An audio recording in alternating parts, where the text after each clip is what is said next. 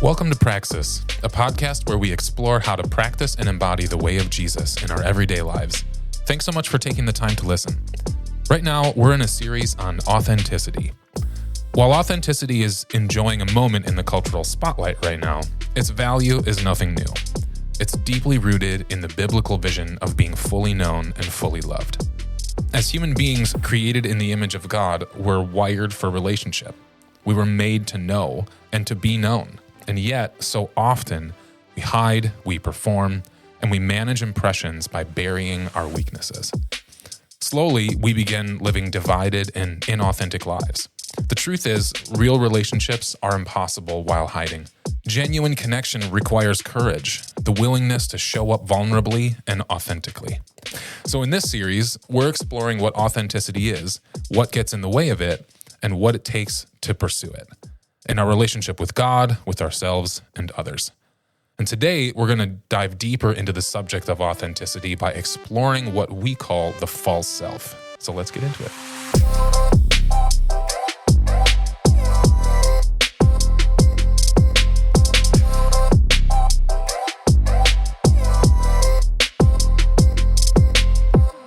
Welcome, everyone. My name is Katie.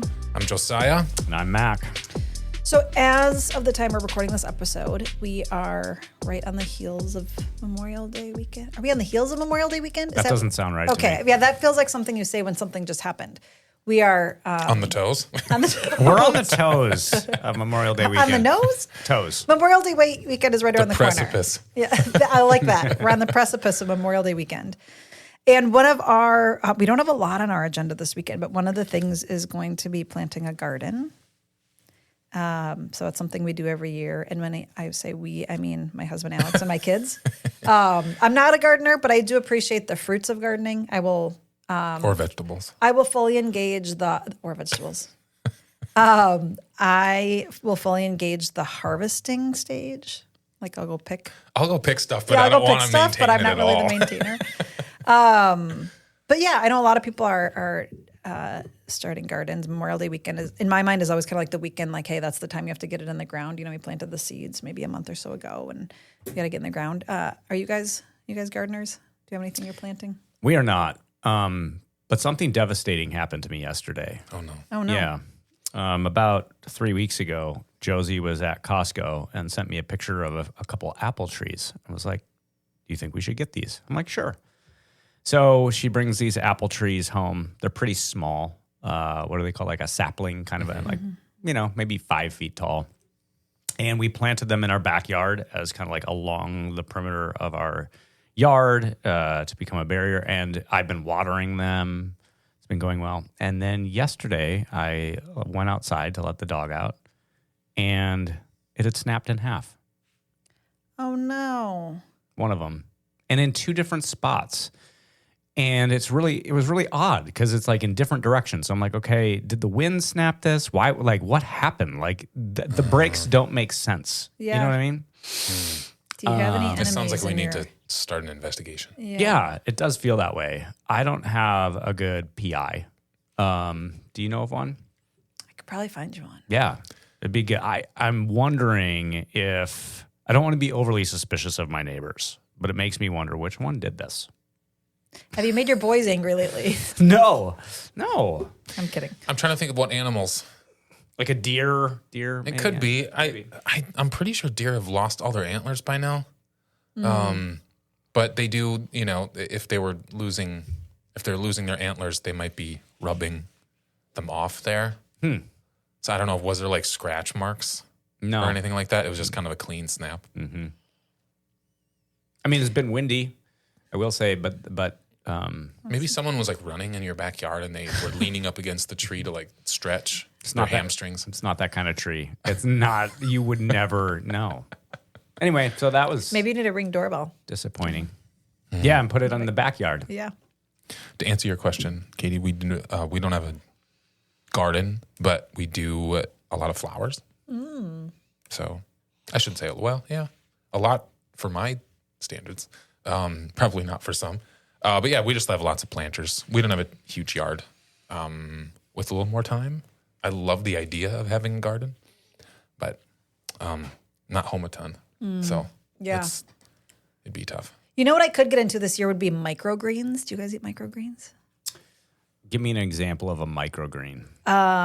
They're like little tiny plants like this big, and they're Okay. like sprouts. Oh, sprouts. And they grow on like a big thing, but you can do all sorts of them. You can do like alfalfa sprouts. I think that counts as a Okay. microgreen. Little tiny That makes broccoli, sense. radish, like all these little things, but they grow in a big thing. And there's a lady at the farmer's market, Oconomowoc Farmer's Market, that sells them. And you can go for $6. You can get a big box of microgreens. And I picked some up last weekend, and I've been eating them all really? weekend. They're so good. Really, they're good. They're so good. Huh. The onion ones are especially good on eggs. Oh, Are you interesting. talking about like green onions? They're not green onions. I wish I could explain it better, you guys. I don't know. Maybe Google it. Onion microgreen. Okay. Yep. I'm very curious now. Well, speaking of microgreens, and One of these times when you do that, Mac, it's actually going to be a good segue. But I know. I wish I could try one of these microgreens. I can bring you some. That'd be great. Okay. You giving your word to that? I am. Okay. You got it. well, speaking of giving your word, Yeah. Speaking of giving your word to things that are really important, we're in a series on authenticity, and big picture, we're naming that authenticity is not just a Brene Brown thing; it's a Jesus thing. Jesus modeled authenticity for us. Authenticity is essential for our relationship with God, to our relationship with God, ourselves, and others. And we've spent some time talking about what authenticity is and isn't. In our last episode, we talked about what gets in the way of it, both in terms of internal pressures that act on us, as well as how it shows up behaviorally, namely by performing and protecting, hiding, and hustling. Today, we want to talk about what happens when we consistently live inauthentically. And it's this: we end up constructing and then living out of a false self. Living inauthentically leads to a false self, and this is going to be really important. By false self, it's not who we really are. It's not who we really are. It's a self-constructed identity apart from God, and then we live out of that. And so what I want to do is just kind of maybe give a high-level description of a false self. And then I'm hoping we can spend time together today naming its key characteristics. And so, and the reason for this, it's pretty simple. Paul says this in Ephesians 4:22 and 23. He says, "You were taught with regard to your former way of life to put off your old self." All right, so I'm using like false self, old self as synonymously, which is being corrupted by deceitful desires, to be made new in the attitude of your minds, and put on the new self, created to be like God in true righteousness and holiness. So Paul is saying, here's your old self. It's your former way of life. It's driven by deceitful desires. And then there's this new self, which is actually like God and is marked by righteousness and holiness. So notice that we're supposed to take off the old and put on the new. And my friend Jim Harrington often reminds us we can't take off what we can't name, right? So it's really important. It becomes like really important to our own transformation to be able to name the characteristics of our old self, our false self, if we're going to be able to like disrupt those behaviors and patterns and put on something different, right? If we can't name that, it's just going to continue to define who we are and how we show up.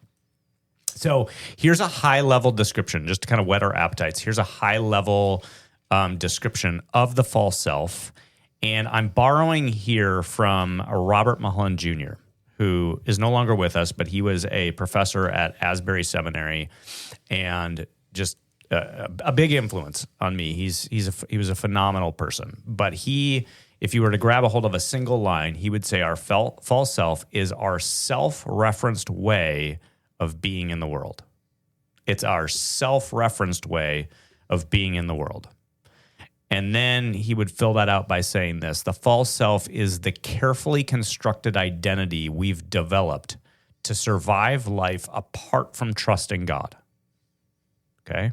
It's not who we truly are in Christ. Remember, authenticity is about living into God's design, not just being an authentic jerk, right? But it's who we learn to be in order to secure love, safety, control, or significance. Again, apart from God. Our false self is formed early through wounds, unmet needs, family systems, so think first formation, and cultural expectations, which I remember, Katie, you talked about last week. Like cultural expectations kind of act on us. Yep. The false self organizes our behavior around self-protection and self-promotion. So think masks and walls, which we talked about last time, hiding and hustling. It can be impressive. It can look impressive, competent, even spiritual on the surface. But at its core, it's driven by fear and the need to manage outcomes. So the false self is that self that emerges when we try to get legitimate needs met, like love and intimacy, acceptance, good things, in an illegitimate way apart from God. And what ends up happening is it forms a protective substitute for our true self, the self God created us to be, and the life God created us to experience in relationship with God. Love, freedom, joy, all, like the fruit of the Spirit. And over time, the false self solidifies and keeps us actually apart from God and our authentic selves and others. You both are giving me like wrinkles on your forehead. Like your eyebrows are up. Like what are you thinking? Well, I was just waiting until you were done. Okay. I feel like I have a lot to say. Yeah. What does that stir in you? Yeah, I like to picture the false self as the fig leaves that in the creation narrative, right? Adam and Eve sinned and they're hiding from God. Well, what do? They have to cover themselves up. So who they are authentically is no longer sufficient. It's no longer visible, no longer sufficient. No, it's not. It's not sufficient on its own, or it's threatening to their sense of self. So what do they have to do? They cover themselves up. They hide from God, and their authentic selves are no longer no longer helpful in that way. So I think that's a helpful visualization. Is the false self is, although we don't see it this way, is something we're continually putting on because we really don't fully trust our identity in God. Yeah, and what that conjures up for me, Josiah, is going, okay, the false self, if we stick with that metaphor, the false self is the fig leaves. Mm-hmm. In kids' books, Adam's got like a fig leaf, maybe on the front and the back. Mm-hmm. Just one little one little one. Eve has at least 3, I'm thinking like we're covered with fig leaves. And what ends up happening is that those fig leaves are constructed to sort of project and hide, manage perception. But I think what the description I just read is getting at is we, over time, actually lose touch with what's underneath the fig leaves and come to believe that our true self are the fig leaves. Yes. Yeah. And so we can't really get at our new self, which is underneath the fig leaves, unless we learn to name these fig leaves that we think is who we really are and take them off, and then let what's real underneath, that's rooted in God, sort of emerge. Mm-hmm. Yeah. And some people will probably have we all have not just 1 or 3 fig leaves. We have lots of them. Yeah. And we're in different places, I think, in sort of revealing some epidermis, if you will. That's a cool word. That means skin. Yeah, I think that's really important to name. I think it's probably like we can't go too much further in this conversation without naming that the problem at the basis of it all is that we identify as my real self is the fig leaves, is the things that I have sewn on to either project that I'm better than I am, hide the parts of me that aren't as good. And ultimately, if we can't recognize that, it's kind of like self-awareness being sort of the basis of wanting to grow and become more like Jesus. Becoming more like Jesus, name this however you want, but becoming more like Jesus, it's going to require naming what parts of you are the fig leaves that you've constructed, or is this the real me? And I think that's what this whole series is, hopefully is going to get at. Yeah. I think I mentioned this last time, but you guys know I used to work in politics. And so when I hear this... Which is a very authentic place. Yeah. I've noticed that. I was going to say the opposite. I've noticed that. No, I was going to say when we're talking, my mind can't help but go to like the really obvious examples of like a politician who's presenting a persona that's like very different than who they actually are in order to like get votes or procure a certain outcome. But I'm excited in this conversation to dive into the more maybe subtle ways, that we do this. I think, like, of course, there are those extreme examples, but like you said, Mac, I think we all do this, and I think it's typically not like overtly, I don't know, malicious or extreme or as nefarious as what might come to mind. Well, once you have eyes to see it, I think it does, at least for me, it carries nefarious implications. The more you're able to name and see how it shows up, I think the more you begin to realize how destructive and hurtful it is. Yeah. Right? We'll get into the characteristics in a moment, but I was I was leading a group on, what day was that? Monday, Tuesday, something like that. And there was a guy in this group, and we were talking about some of this stuff, and he was just narrating. I was the homecoming king. I was the lead running back for the football team. My parents were pastors in our community, and we had a huge church. He's just talking about like how much attention he got and how everything was built around just like being good at stuff, competency. And it took a little while, but we kind of got down to the root of like, and it didn't give you permission to be a human being to maybe, because one of the fig leaves was competency, and you're rewarded for that.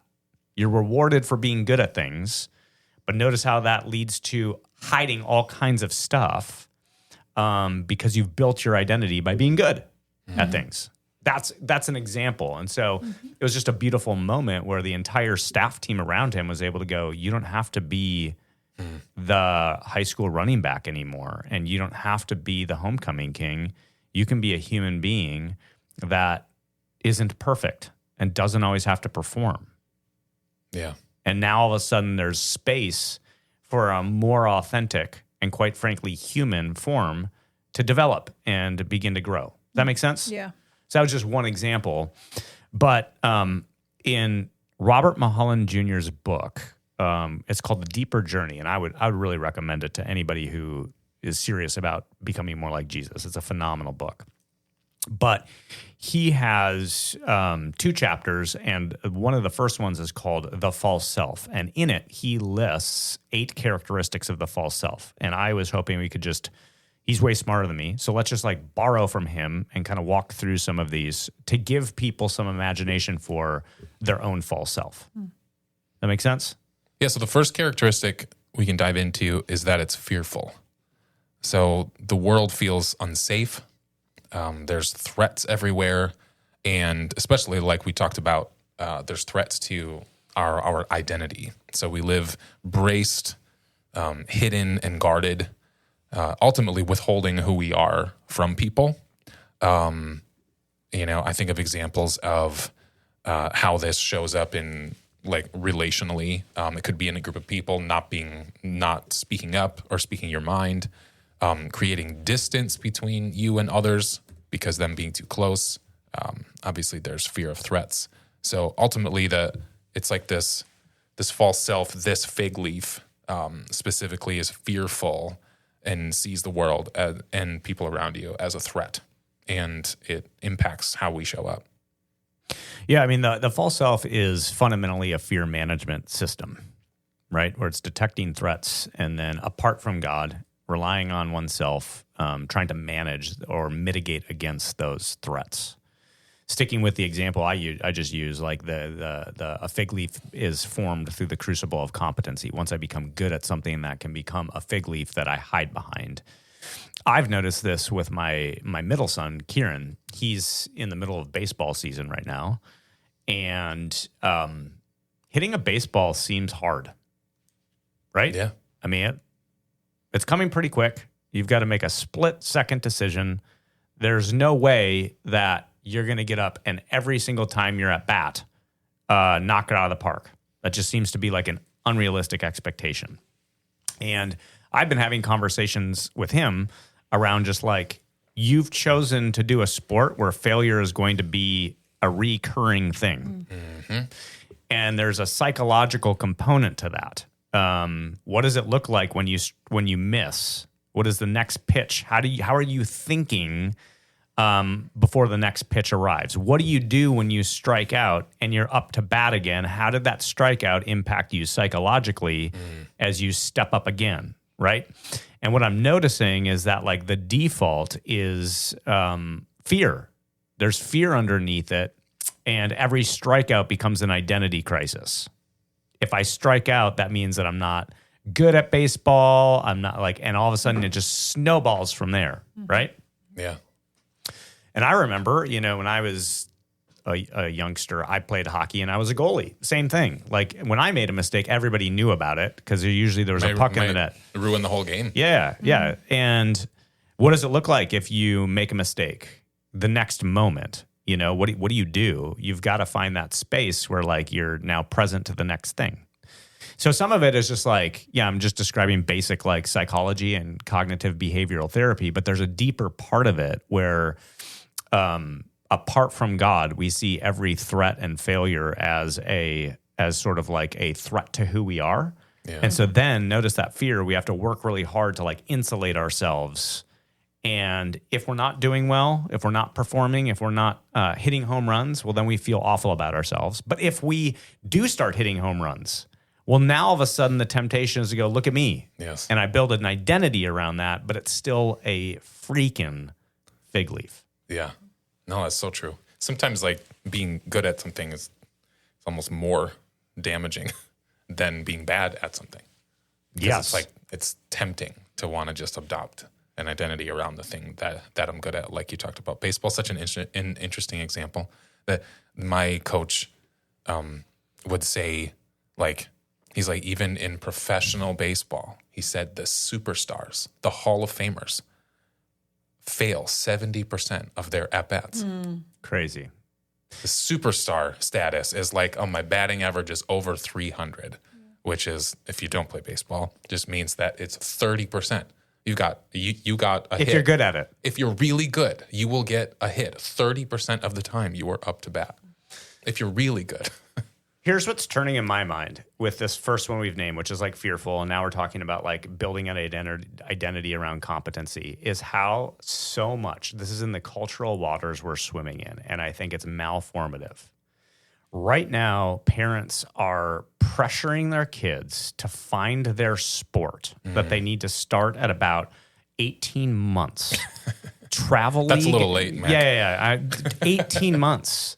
Well, it's interesting. They've done studies on NHL players, and they've isolated that there's a surplus of NHL players born in the month of March because it matches or gives them an acceleration. Like there's this peaking of when they're able to walk and begin skating. It's just really interesting. The point is that like this is the culture we're swimming in.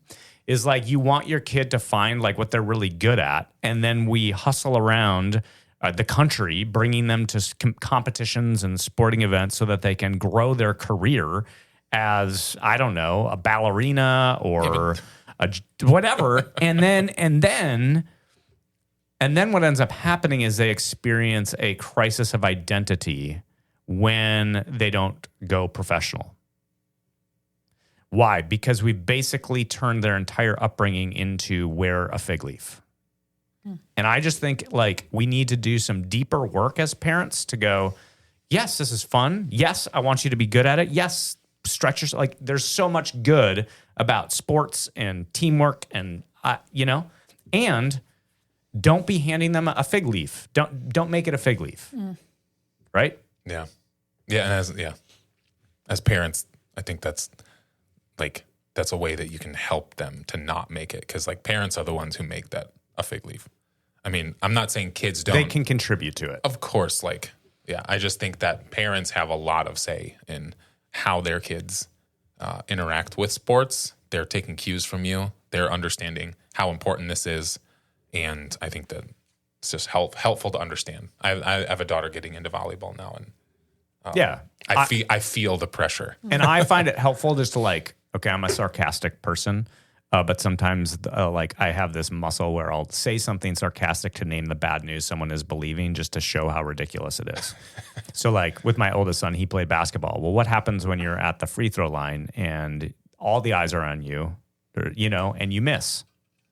Well, I just joke when you miss, my love for you plummets, but when you make it, it goes up. See how ridiculous that is?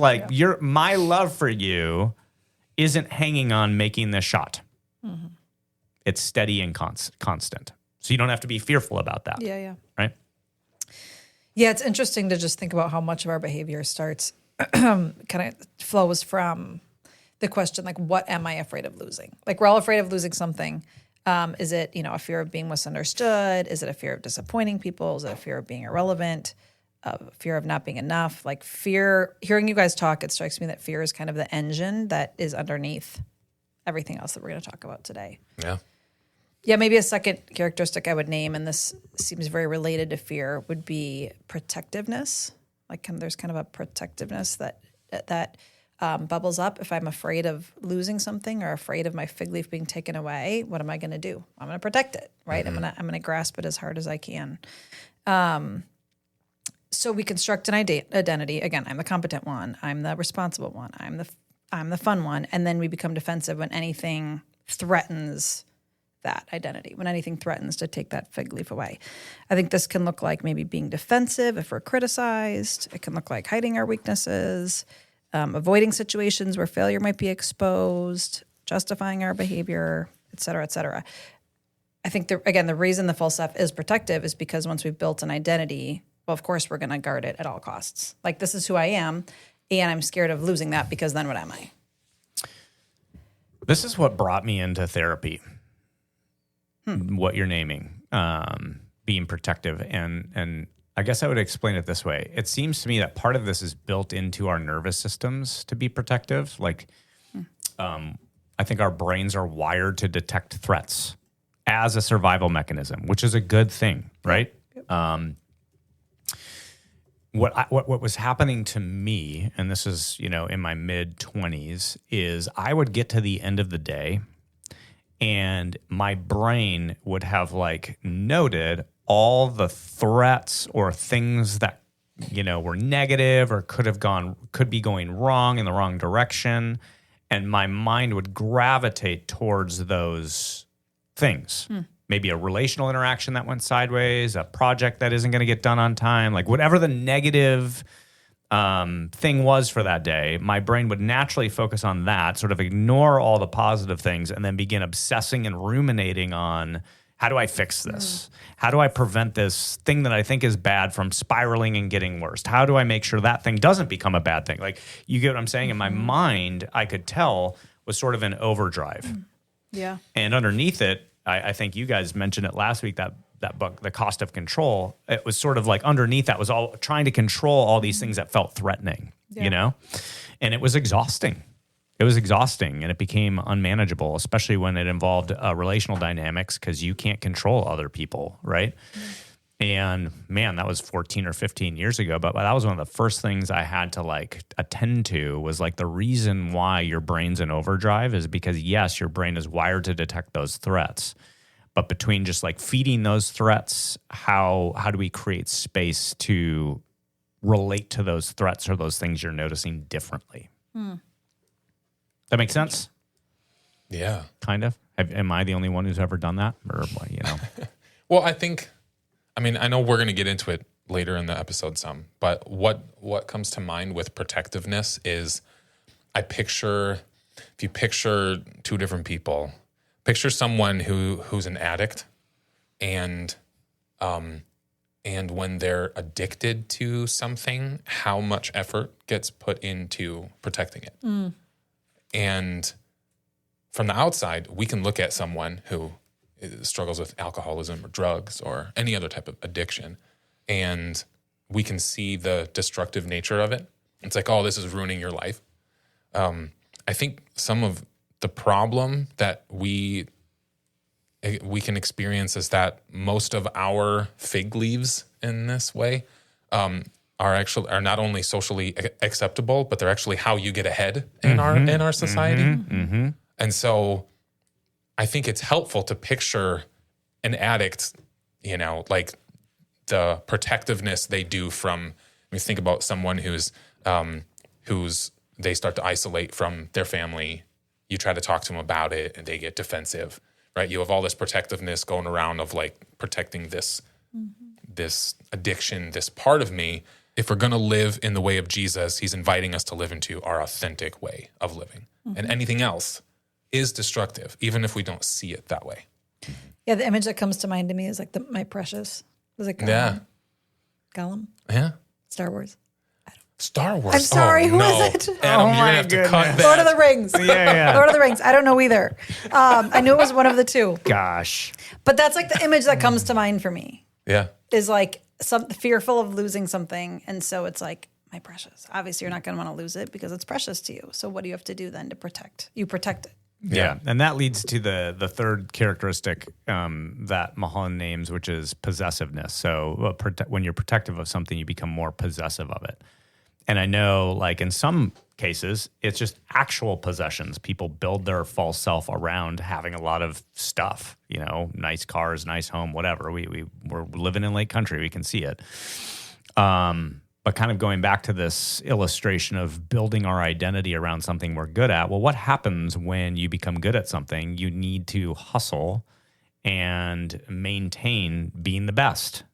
And yeah, it becomes like this, my precious, this is my identity. And so now not only am I protective if there's a threat, but I cling to it and I guard it and I obsess about it and it deforms me. That's why Gollum is a great example.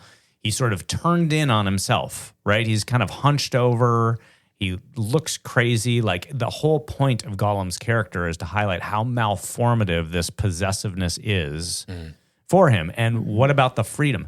So like for me growing up, my identity was built around being good at hockey, period. I mean, all my uncles played hockey. My dad played hockey for Notre Dame. He coached me growing up, and I was really good at it. And that's what I was known for. I mean, it was like the glue that gave me relational access despite all the transitions in my life. Because no matter what new school I was attending, I knew that I was good at this thing. And that's what I was known for. That's what I was known for in high school. And when it came to an end, I'm telling you right now, like it was hard, but it was the best thing for me. It was so good for me. And the reason why is because it created space to be free from that hustle and that protectiveness and possessiveness to discover that my identity was never needed to be built around something that couldn't hold the weight of who I am. Know what I mean? And I just wonder what that frees up for people to go, what if your identity doesn't need to be built on this thing that ultimately doesn't have the structural integrity to hold you up? And I just know being good at a sport it didn't have the support capacity that I needed. Yeah. That's interesting. I think of I guess we're staying with the AA example in my mind. Rock bottom moments for people. What are they? It becomes this marker of everything I thought I was, everything that I've been building, everything I've been protecting or working to possess, like it all like crumbles. It slips out of my fingers. And now I'm left with just me. And ultimately, those are very scary, dark moments for anybody, but also very transformative. If they're leaned back into a way of like, okay, I need to get my life right. So I think of it. I think of that as like it's a good picture for us to have is how many things are we holding on to and trying to possess that if they slip through my fingers, like would it ruin everything for me? Some people I've noticed have a surprising ability to redefine rock bottom. Yes, they do. You're like, wow, is this rock bottom? Nope, I guess not. You're going to keep going deeper, you know? I had someone come up to me just this Sunday, and they told me a story about rock bottom because they have a family member who's hitting rock bottom, might reinvent rock bottom. I don't know. Mm-hmm. But it was some like, I don't know, an animal fell down a well. And the whole family is like, oh, no, how do we get it out? It's a dry well. But they were like, well, the animal's old, probably time to be done anyways. We'll just bury the well. Like, this is time. So they start throwing dirt down the well. And lo and behold, like each time they throw dirt down, the animal starts rising because they're climbing up the dirt. I'm not really sure what the point of that story was, except for when you get knocked down, you can get back up again. Can you sing it? Chumbawamba. I get knocked down. Yeah, these three feel really related to me. Yeah, they're all intertwined. It would be a mistake. Yes, they are individual fig leaves. Like, we can describe them individually, but they sort of form a garment. You know what I mean? Like, they go together. They build off of each other for sure. Totally. Another one to name is that the false self is manipulative. As I was thinking about this, I realized that, I like to dive into theories of personality. You know, I'm a psychology Never major. knew that about you. I'm a psychology major in school right now. So this stuff is really fun. But I think manipulation as a concept, everyone does it all the time. So it's I feel like it's helpful to name that. It's not necessarily good or bad in the sense that it's very compulsive for us to say, I need something, I'm going to need to do something in order to get it. So it's kind of how we subconsciously seek to have our needs met. But the false self compulsively seeks its own gain, even at the cost of others. And so laying down the fig leaf is like would be, no, I see that I need something, but I'm willing to lay that down in order to live out of a different type of principle. But the false self is continually manipulating in order to get its needs met. So I think of examples, and these are like on a spectrum. It could be something that seems more innocent on one side, like someone who tells like white lies and half-truths in order to curate something for themselves, whether that be an image or to like, oh, I want this thing. I think of, I have a 14-year-old, and she just works really hard at constructing things and bringing things up in a certain way and planting little seeds around a subject. Breadcrumbing. Yeah, in order to try to get me to say yes to something. And often she pushes that too far and then lies about it. And then I say no, purely out of the sake that she lied to me. But the point is like you have you have this like some more innocent ways that we manipulate others in order to get the things we need. Could be the way we gossip about other people, storytelling, all the way to more harmful behaviors like coercive control. You have people, like full-on Machiavellian type behavior, or harming others in order to secure an outcome. So, yes, we all manipulate to a certain degree, or the compulsion to manipulate is there, but the false self is seeking to do it at its own, no matter what the cost is to someone else. Yeah, and it's compulsive. The last time my entire family was together with like nieces and nephews, my dad decided to like take whatever number of grandkids we have, and give away. He had like a table of items, and each grandkid could pick one that they wanted. But knowing that the firstborn is often like the oldest is often favored, he went youngest to oldest. Well, my son Tig is the oldest, so he's looking at all these items and clearly has like one that he wants. And it was so funny watching him try to convince the younger ones to like pick the other ones so that he could get what he wants. That looks like a nice penny. Yeah, exactly. Yeah, totally. Playing mind games with them. You know what strikes me as fascinating is that, and you named one facet of it, is just that like a lot of these things are things we're rewarded for. They're fig leaves that like actually are encouraged. Yeah. What strikes me is also that when I think about what sins, quote unquote, that Christians like obsess on, they're not these things. No. Right? They're not these things that we're naming as part of your old self that you need to take off. They're connected to some sins that I think Christians emphasize, which we'll get into. But like, it just strikes me as significant that like we followers of Jesus in the church tend to cherry pick or emphasize certain fig leaves and completely neglect others in ways that honestly make us appear really judgmental and unloving. Yeah. Yeah, like when you first read the verse about taking off the old self and putting on the new, the image that comes to mind is like someone drinking, smoking, and cussing. Yeah. Yeah.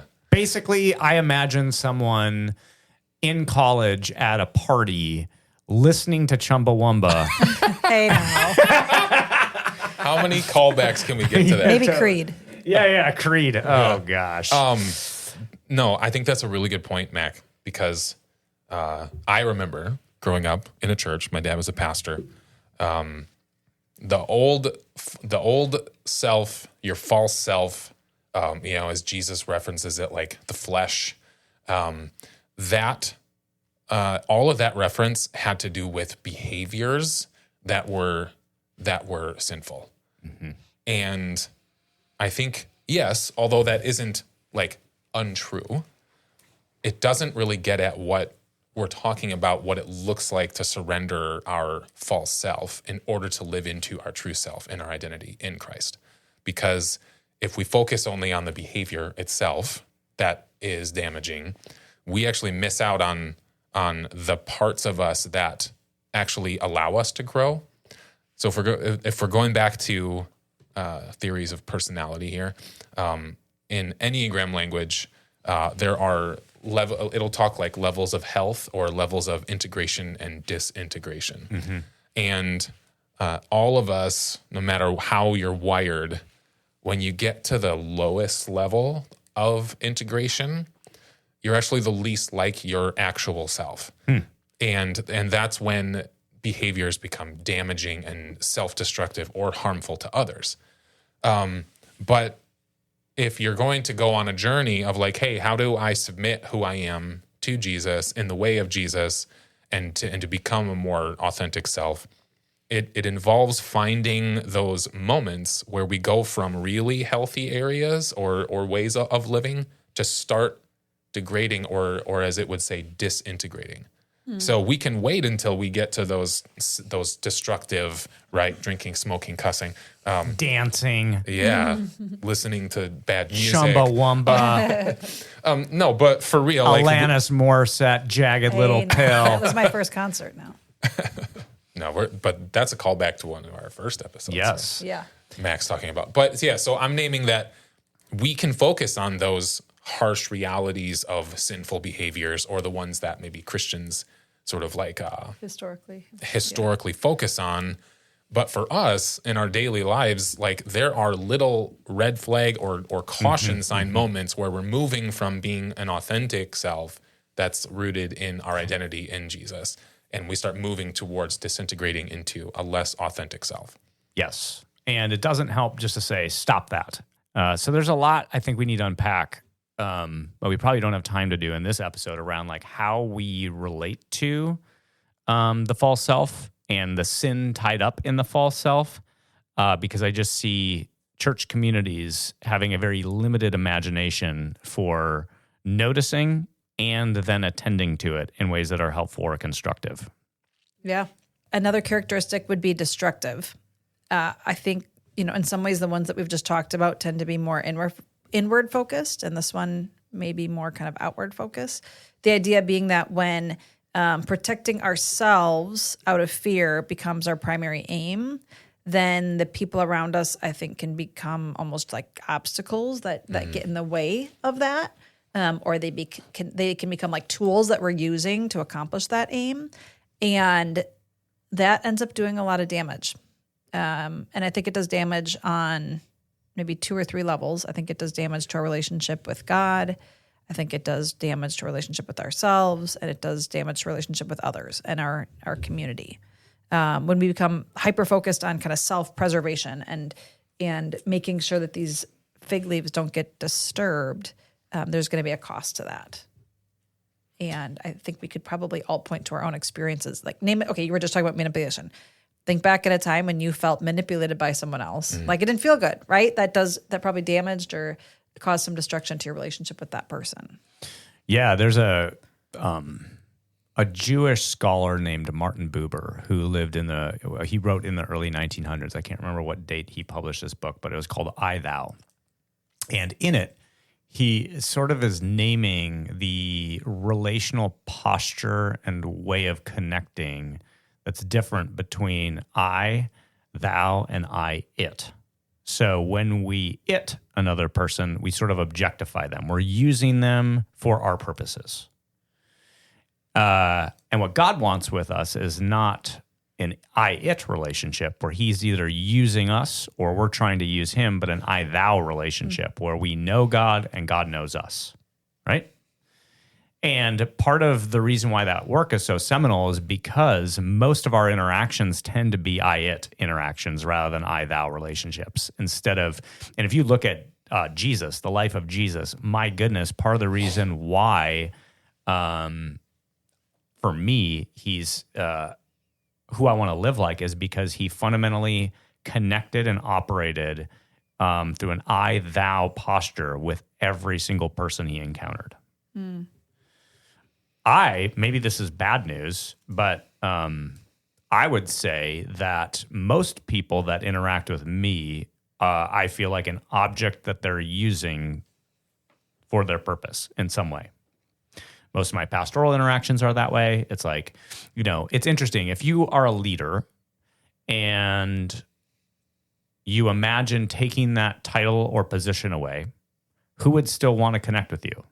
Who would still care about you? Who would still want to be in your presence for you rather than either what you represent in their mind as a leader or what you can do for them? And that to me gets at the heart of an I-thou relationship.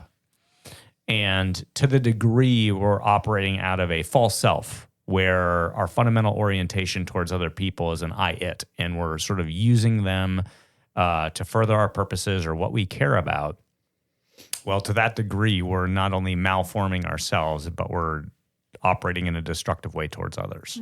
I love that. We're not treating them as human beings, but rather means to my end. Yeah, the question to ask is would I still be doing this either for or with this person if I didn't get anything out of it? Mm-hmm.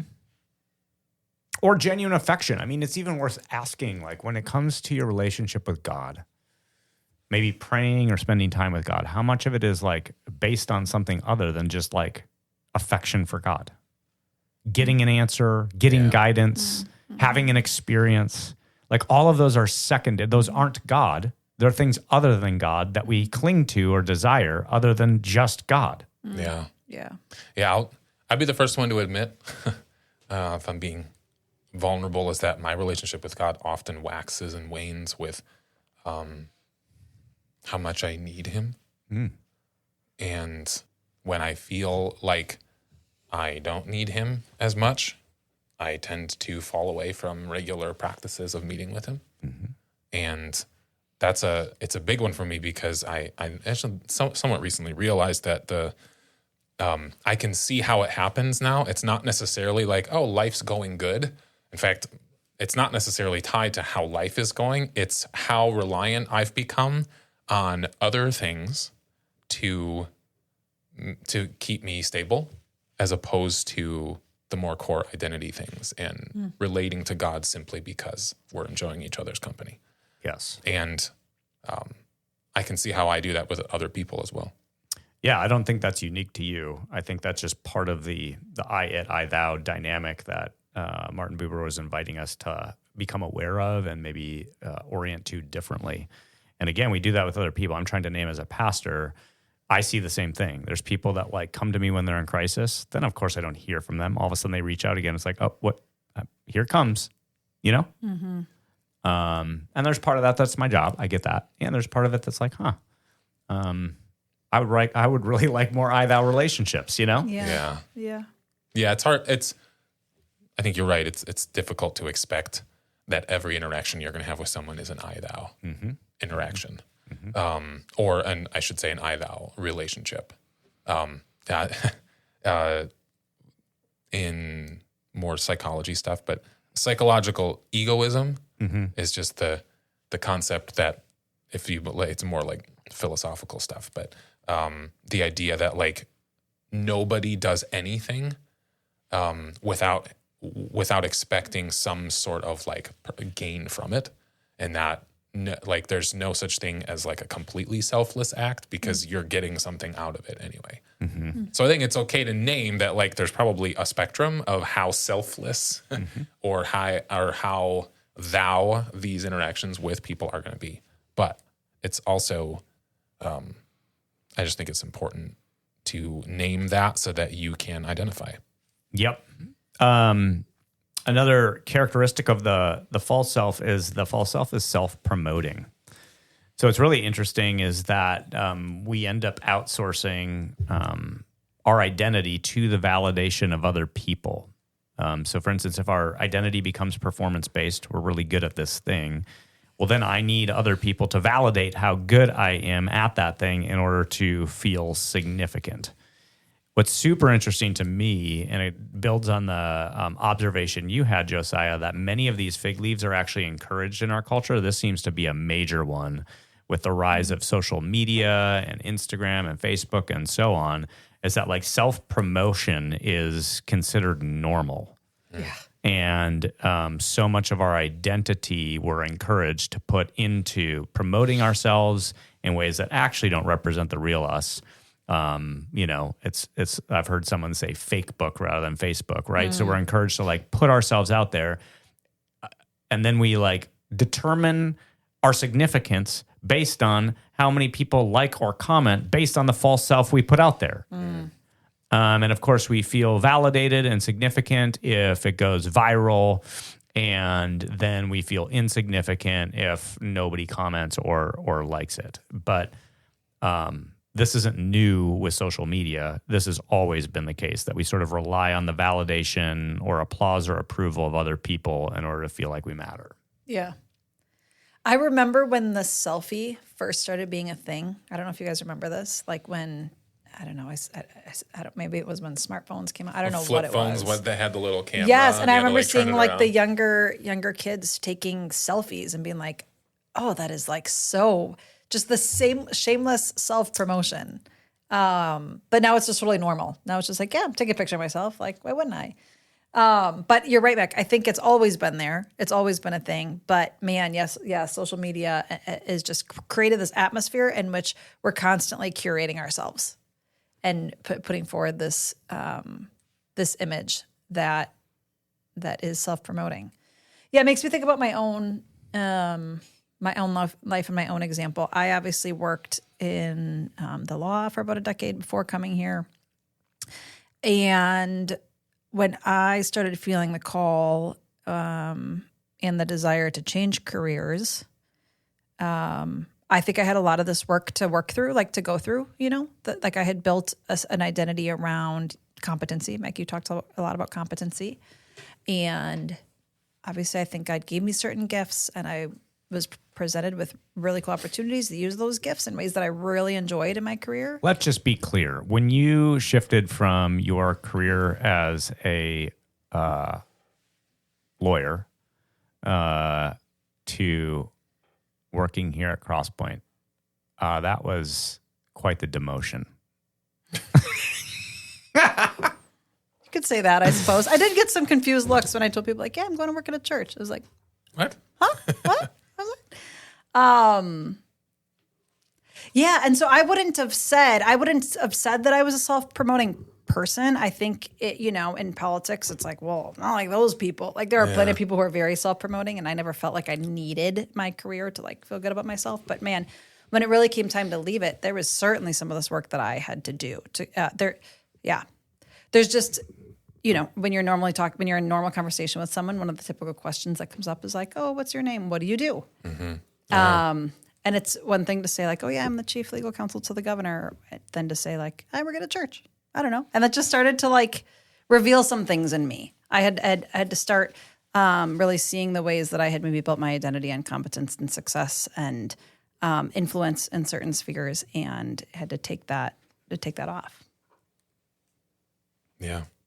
Yeah, there's to your point, it's like it's not only normalized through social media, it's also part of how you get ahead in life, right? If you're going to go for a job interview, you're not going to, the goal is to get them to want you in that position. So it's very natural. I received an email yesterday from some person, some guy, I don't remember what he works for, but it was essentially like, hey, the key to your success is to create opportunities where you put yourself out there with third parties. So his entire job was to like find people. I don't know why he reached out to me, but he was like, I can get you an interview or an article published with Forbes or Harvard Business Review or like whatever. And here's a 1-minute video to explain why this matters for your self-promotion. Literally, the entire thing was about self-promotion, and the key in his mind was like, get published or get an interview with these notable places, and that way when people search you or look you up, they'll see that it will enhance your credibility. It'll enhance your credibility. And I just remember just like sitting here going, like, there's an entire industry built around self-promotion. I feel like every industry, yeah. In some ways, every industry is kind of built around it. Because like Josiah said, like a job interview in and of itself is self-promoting. But then what you're saying is here's an entire industry solely based on helping other people get better at self-promoting. Yes. The entire pitch was like, I have a template you can use for self-promotion to be awesome. So that when people Google you, your image will pop up. I'll help you with headshots and so on. Then when they go a step further, they'll see all the reputable places you've been interviewed in. Like, you will be screaming, big deal, trust me. Is that what he said? Yeah, I mean, it's basically what he said. Big deal. Big deal. Goodness gracious. And I'm sitting there watching this thing through the lens of fig leaves. Like, what are we doing? And you have the audacity to reach out to like a church leader selling me fig leaves. What is happening right now? Yeah. Well, even worse, which we'll get into later, is how we baptize self-promotion as ministry. It's for God, Josiah. No, don't. Josiah, I should reach out to this guy, schedule an appointment, and get some new headshots done. Maybe he could get me some publication on Forbes, and it would all be for God. You could save souls doing It's for God. Yeah, I'm getting ahead of myself. Love you, Jesus. I might get fired up when we get to that one. Okay. Later on. You fired up? No, this is good. Another characteristic of the false self is that it's indulgent. Life centers on personal gain, advantage over others, and also just comfort. Comfort and ease sort of become this pseudo form of peace and joy. And I remind myself of that often. I like to think of the false self craves junk food. And I'm not just talking about physical food, although for many people, and especially in America, junk food is like... What's your favorite kind of junk food? Oh. You said you're like a candy guy. Candy's bad. I don't stop very well if I have candy. Chips. I don't know. I'm not a respecter of persons when it comes to junk food. I have to have disciplines around it, or It's bad. But my point is that the false self, it craves junk food, more than just physical food, spiritual, emotional, and soulful. Like the false self is going to find quick fixes to feel better. And that often comes from indulgent or self-indulgent behavior and ultimately leaves us empty, which we need more of. And I think the distinction between junk food and real sustenance when it comes to our emotional needs is a helpful distinction between the indulgent false self and the secure real self. This is the one that Christians have been good at naming in terms of like old self, false self. Like this is the fixation. When Christians talk about sin, usually they jump right to this fig leaf, and it's sexual behavior, it's alcohol consumption, it's and all of that's. I mean, don't hear me saying that's not a fig leaf. It falls under this indulgent category. We're finding pleasure in the wrong places that don't sustain us the way God desires to. Just note, however, there's 8 characteristics here, and this is one leaf. One. Yeah. And so this is where I get a little bit frustrated with followers of Jesus who have seemed to take this fig leaf off in the most obvious ways. So I don't drink anymore. I don't, sleep with people. Like, good for you. Great, you've done that. But there's all sorts of more subtle forms of self-indulgence that you're not willing to name. And then we conveniently ignore these other 7 fig leaves that are covering lots of epidermis. And we judge those who still struggle with like the more obvious forms of the indulgent fig leaf. Am I just out of touch with reality or what? Yeah, no, and I totally agree. And I'm also just most curious about the ways that we as Jesus followers do struggle with indulgence, but would it maybe name it as a fig leaf? Yes. I that's what I'm saying is it's like the plank in the eye type moment. Yeah. Like we've cleaned up the most obvious forms of self-indulgence so we can convince ourselves we don't really struggle with that. But then we conveniently judge those who haven't removed those, often who don't even claim to follow Jesus in the first place. And then we sort of can ignore all of our false self fig leaf behaviors. And I just want to say, like, that's not good. Yeah, it's really easy to judge others based on stuff that I don't necessarily struggle with, or it's things that I don't have access to either. I don't have access to partying and drugs and lots of other things. So it's easy to look at someone and be like, oh, I can't believe they do that. Right. Exactly. Yeah, maybe if a characteristic would be distinction making. And what I mean by that is that our false self creates categories against which we can kind of compare ourselves. Mac, I first started coming back to Cross Point after we moved back here to the area in 2019. And one of your and I's first conversation, you named like an us versus them dynamic. And that was so helpful to me. It was the first time I had heard it phrased that way. And that was so helpful to me. And it gave me eyes to see all the ways that we, as individuals, as Christians, et cetera, create like an us box and a them box in order to compare ourselves to other people, separate ourselves from those people so that we can feel secure. And that And to me, superior. and superior.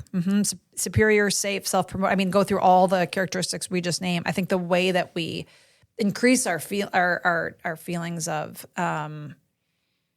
superiority, safety, the way that we I'm struggling with how to say this.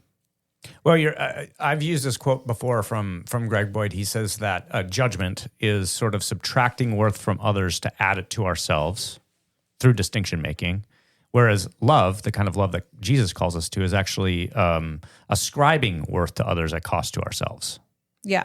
Yeah, it's like asking yourself the question, who do I need to not be like? In order to feel great. In order to feel good about myself. So it's like pointing to a group of people or a type of person that I don't want to be like, because when I'm insecure, that's the way that I'm going to stabilize myself. Right. And that connects back to what we were just talking about. This us versus them dynamic is present when we judge other people's self-indulgence in areas that we don't personally struggle with. We're making that distinction up. I don't struggle with that. Thank God I'm not like that sinner over there. Yeah. So why? So I can feel better about the fact that I don't struggle with that thing. Meanwhile, we conveniently ignore all these more subtle layers of self-indulgence that are very much present in our life, as well as all these other fig leaves that are present. And I just think we need to stop that game altogether. We need to stop these us versus them dynamics in order to give us a sense of life or validation and be an us without a them. That we're all, the ground is level at the foot of the cross. There's not, it's not uneven where I'm a little bit higher than you and you're a little bit lower than me. It's all even ground at the foot of the cross. We're all just hungry people who have found bread in Christ. That's it. Yeah. No, it's really good. Yeah, and you look at politics today. I mean, you look at the tribalism in politics, and that is what this is. Thank God I'm not like that person over there, that liberal. Yeah. Well, and it's not just politics; it's parenting. Like in our family, we do it this way. Like there's all sorts of ways I think that we do this. Yeah, I think I hear you mentioning, or I guess what I hear the theme of is comparison and how we use it to our advantage. Sometimes comparison can be a compulsive response to lots of shame in your own life, right? I compulsively compare myself to others and feel less than them. But we're naming the distinction making is the fig leaf of comparing myself to someone else in which I end up on top. And recognizing that as a fig leaf, I think it's really helpful because anytime you find yourself pitting yourself, even in your mind or in conversation, against someone else, that's a characteristic of the false self, not of the real one. Yes. So we're naming that this false self is something that's present for all of us, and you can't name what you can't take off. And so it's really important that we learn to name or describe the fig leaves that we've sown on so that we can learn to take them off and let our authentic self in Christ begin to show, to live more and more into that. The false self is a fear-based system of self-preservation, and it often looks strong. We're actually encouraged and rewarded for these fig leaves. So it feels necessary and good, but it actually keeps us from freedom and rooted in Jesus, dependency on Jesus as the very source of our life and our identity. I'm going to call an audible. I'm going to call an audible right now for our listeners. You've never heard me do this, but I'm calling an audible. Green 38. Omaha. Yeah, Omaha. They do have funny ones. Like I guess like they're really playful with it. Quarterbacks are. They just like make stuff up. But anyways, I was anticipating this would be one episode. I'm looking at the time, realizing there's no way this would be like the longest episode ever. Yeah. And so I want to do the second half of what we were planning as another episode entirely. But I also don't want to give up this practicing something. You could easily listen to this and just kind of go, "Oh, that was an interesting conversation." And I want to invite our listeners to go one step further. So it is praxis time. That's good. Praxis. There we go. Wrong button. I got to remember. It's on the far left. Listeners, remind me that the praxis button is on the far left. I'm going to give you one practice as we wrap up this episode, and that is to take the list we gave you, the descriptors of the false self, these different leaves that we're all tempted to sow on, to name and describe what your false self looks like. I'm not assuming that we all struggle to the same degree with each one of these descriptors. We probably have unique ones that we tend to live into more consistently than others. But just go through this list of being fearful, being protective, possessive, manipulative, destructive, that I, thou versus I, it, self-promoting, indulgence and distinction making, and create some, prayerful, reflective space. Josiah, you named. You can't really take off what you can't name, and that requires reflection. So it takes your practice is to actually set aside some time to reflect on your life without judgment, or shame or guilt, and just go, what leaves am I wearing? And how is that showing up in my life? And maybe then take one and go, what would it look like to take that off and live into something different? Make sense? Love it. Makes sense. Well, thanks for joining us today. We hope you enjoyed today's episode. Next time, we're going to pick up and build on what we discussed today by mapping out or detailing the religious false self. So we hope you can join us. We'll see you next time. Take care. Praxis is recorded and produced at Crosspoint Community Church. You can find out more about the show and our church at crosspointwi.com. If you have any questions, comments, or have any suggestions for future topics, feel free to send us an email. Also, if you enjoy the show, consider leaving a review. And if you haven't already, be sure to subscribe wherever you get your podcasts.